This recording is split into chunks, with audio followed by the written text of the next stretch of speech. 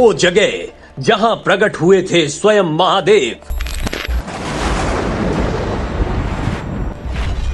कलयुग में भगवान शिव ने दिए दर्शन।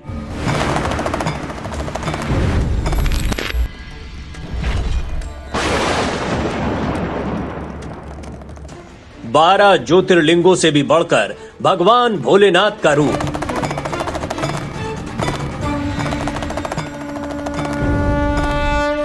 देवदार के घने जंगलों के बीच, हिमालय की गोद में आज भी है वो प्राकृतिक शिवलिंग। इस जगह पर पहुंचने भर से ही हो जाती है हर मनोकामना पूरी। भाग्य का उदय करने वाले भागेश्वर महादेव। ओम नमः शिवाय।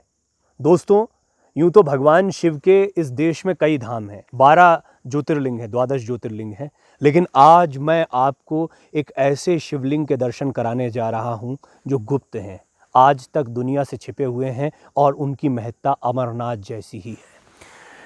मेरे पीछे हिमालय की पूरी पर्वत श्रृंखला देख सकते हैं आप। मैं कोशिश कर रहा हूं कि तस्वीरों के जरिए ये पर्वत श्रृंखला आप तक पहुंच पाए। घने पहाड़, घने जंगल, देवदार के वृक्षों से लबरेज जंगल है। बहुत ही रमणीय स्थल है। इस दृश्य को आंखों में बसा लेने का मन करता है और हिमालय की चोटियां, यहाँ से भगवान शिव का निवास साफ साफ दिखाई देता है।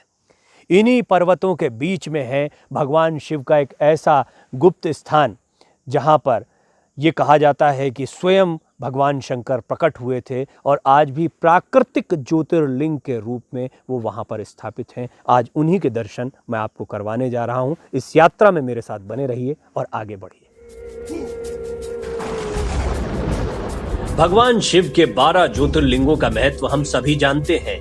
इनके अलावा बाबा अमरनाथ और भगवान शिव के अन्य शिवलिंगों के दर्शन भी भक्तों ने किए हैं, लेकिन भोलेनाथ के निवास हिमालय पर उनका एक गुप्त रूप भी मौजूद है। ये रूप गुप्त इसलिए है क्योंकि आज भी यहाँ बहुत से भक्त नहीं पहुँच पाते हैं। पहाड़ों के दुर्गम रास्तों और घने जंगलों के बीच भगवान शिव का एक प्राकृतिक शिवलिंग आज भी मौजूद है। इस रूप के बारे में कहा जाता है कि भगवान शिव ने स्वयं प्रकट होकर इस शिवलिंग की पूजा करने के निर्देश अपने भक्तों को दिए थे। वेब दर्शन की टीम इस जगह पर पहुंची। इस जगह तक पहुंचने के लिए पहाड़ों की कच्ची सड़क से होकर जाना होता है। यदि आप कुशल ड्राइवर नहीं हैं, तो इस जगह पर पहुंचना बहुत मुश्किल है। इस जगह पर रात में नहीं जाया जा सकता क्योंकि यहाँ जंगली जानवरों का खतरा भी बना रहता है। इस इलाके में बाघ और तेंदुए बहुतायत में हैं। खास तौर पर पहाड़ी गुलदार का यहाँ वर्चस्व है। दिन के समय भी यहाँ पहुँचना किसी तपस्या से कम नहीं है। देवदार के घने जंगल, ऊंचे ऊंचे देवदार के पेड़ हैं। दोपहर का समय है जब मैं यहाँ पहुँच पाया हूँ। बहुत ही कच्चा रास्ता है जिसको ट्रैक करते हुए मैं अपनी गाड़ी को यहाँ पर लाया हूँ, लेकिन गाड़ी को यहाँ पर लाना रिस्की भी हो सकता है। अगर आप पहाड़ की ड्राइविंग या इस तरह की ट्रैकिंग के अभ्यस्त नहीं हैं तो बड़ी दिक्कत हो सकती है। और यहीं पर एक दरवाज़ा है जहाँ से मंदिर बहुत नज़दीक है, जिसके बारे में मैं बता रहा हूँ। भगवान शिव का वो धाम जिसे एक और अमरनाथ कहा जाता है, एक प्राकृतिक शिवलिंग। कुछ कंस्ट्रक्शन का काम यहाँ पर भक्तों ने किया है जो बहुत सालों से यहाँ पूजा अर्चना कर रहे हैं, लेकिन आम तौर पर लोग अब भी यहाँ पर नहीं पहुँच पाते हैं क्योंकि थोड़ा दुर्गम इलाका भी है और हिमालय की गोद में एकदम गुप्त स्थान है भगवान शिव का, जिसके आसपास बहुत ही घना जंगल है। रात में आप यहाँ पर नहीं आ सकते हैं, वर्जित है। रास्ता पूरी तरह से कच्चा है, यहाँ पर रास्ते का कंस्ट्रक्शन नहीं हो पाया है और यही वजह है कि यहाँ तक गाड़ी को ट्रैक करके लाना बहुत ही रिस्की है। मतलब मुझे थोड़ी सी घबराहट भी हुई, थोड़ा डर भी लगा है, लेकिन फाइनली मैं यहाँ पर पहुँच गया हूँ और इसके बाद में अब मैं आपको मंदिर के दर्शन करवाऊँगा। ऊपर जाएंगे और देखेंगे किस तरह का दिव्य स्थान है, किस तरह का प्राकृतिक शिवलिंग है जिसकी बहुत बड़ी मान्यता है। ये समझ लीजिए माना जाता है भगवान शिव के साक्षात दर्शन आप करने जा रहे हैं। ऐसा नहीं है कि यहाँ भक्त पहुँचते ही नहीं हैं, लेकिन आमतौर पर स्थानीय लोग और इस जगह की जानकारी रखने वाले ही यहाँ पहुँच पाते हैं। कई लोगों के भाग्य भगवान शिव के इस दरबार भागेश्वर धाम ने खोले हैं। ऐसे ही भक्तों ने यहाँ पर बहुत सुंदर निर्माण भी करवाया है। ओम नमः शिवाय। बहुत थोड़ी सी चढ़ाई के बाद फिर आप भगवान शिव के उस धाम में पहुंच जाते हैं। और अब क्योंकि आधुनिक रूप से यहाँ पे कुछ कंस्ट्रक्शन हो चुका है, तो भगवान शिव का वो रूप जिसके बारे में काफ़ी कुछ सुना गया, जो हिमालय की गोद में मौजूद है, ये बहुत ही घना जंगल है, उसके बीच में इस तरह का कंस्ट्रक्शन होगा। भक्त बड़ी तादाद में यहाँ पर अब भी आते हैं स्थानीय तौर पर, लेकिन देश के कई हिस्सों में शिव भक्तों को शायद भगवान शिव के इस रूप के बारे में जानकारी नहीं होगी। तो मैं उम्मीद करता हूँ जितने भी लोग इस वीडियो को देखेंगे ज़रूर इस धाम में आएंगे और भगवान शिव के साक्षात दर्शन, या जैसा मैंने कहा एक और अमरनाथ से कम भगवान भागेश्वर बाबा की भी महिमा नहीं है, ऐसा उनके भक्तों का मानना है। ओम नमः शिवाय। इस पूजा अर्चना में मेरे साथ शामिल होइए, बहुत अच्छा लगेगा और भगवान शिव आपकी सभी मनोकामनाओं को पूरा करें। जब हम यहाँ पहुँचे तो इस जगह को देखकर अंदाजा हो गया कि यहाँ भले ही कम तादाद में भक्त आते हों, लेकिन यहाँ काफी काम करवाया गया है।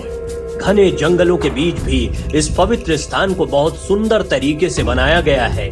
दिन के वक्त भी घना जंगल होने की वजह से यहाँ एक नीरवता रहती है और ध्यान लगाने वालों के लिए ये एक बहुत ही बेहतरीन तीर्थ स्थल है। अब ठीक उस जगह पर मैं पहुँच चुका हूँ जहाँ पर वो ज्योतिर्लिंग मौजूद है, जो एक प्राकृतिक शिवलिंग है। इस शिवलिंग की बहुत अपार महिमा है और अब मैं आपको उनके दर्शन कराने जा रहा हूँ। ये उनके मंदिर का पूरा प्रांगण, जहाँ भगवान शिव की एक प्रतिमा भी रखी हुई है। भक्त लोग यहाँ पर आते हैं और अपनी श्रद्धा के अनुसार पूजा अर्चना करते हैं।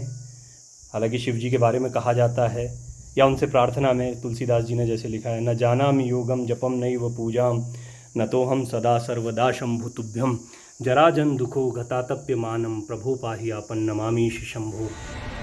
यहाँ पहुँचने के बाद हमारी मुलाकात इस जगह पर रोज पूजा अर्चना करने वाले पुजारी जी से हो गई।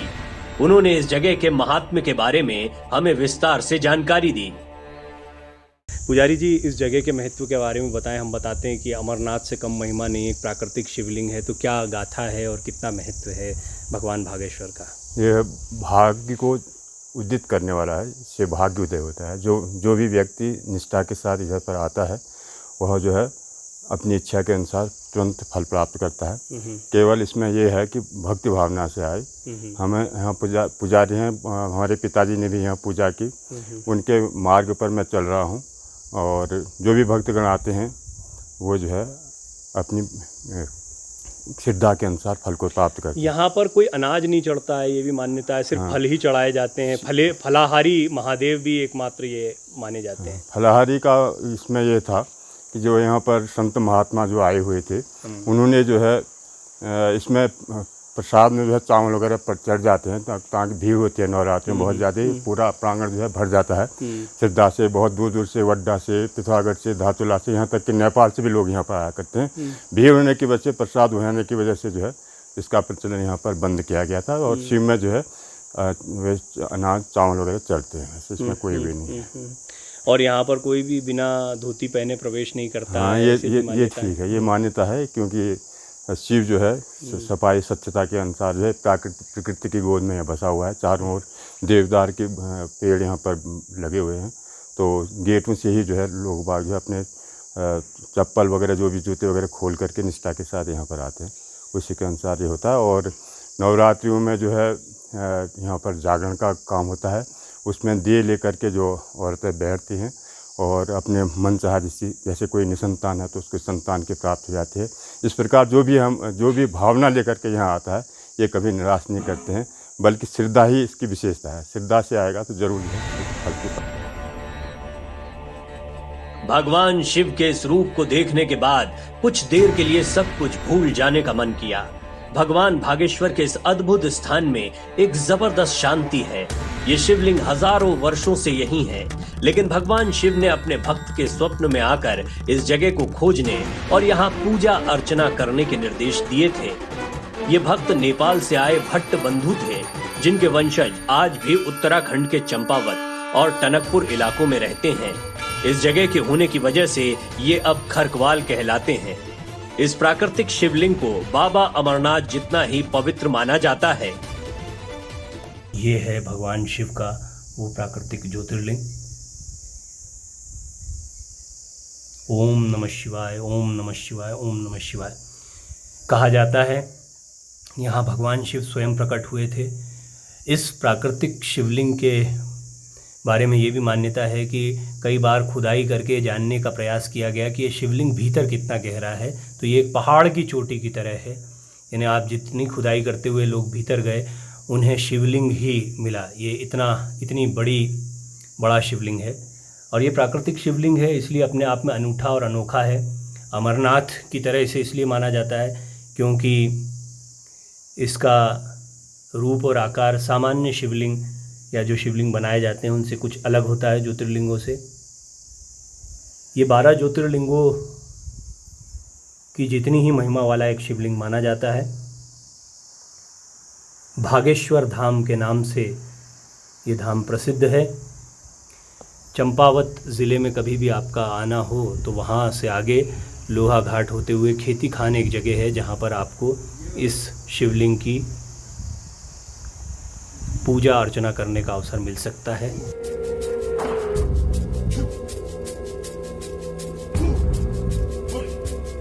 भगवान शिव के इस अद्भुत रूप के दर्शन करने के बाद हमने भी अपने सभी दर्शकों के लिए यहाँ पूजा अर्चना की। भगवान भागेश्वर आपकी सभी मनोकामनाएं पूरी करें। ओम नमः शिवाय।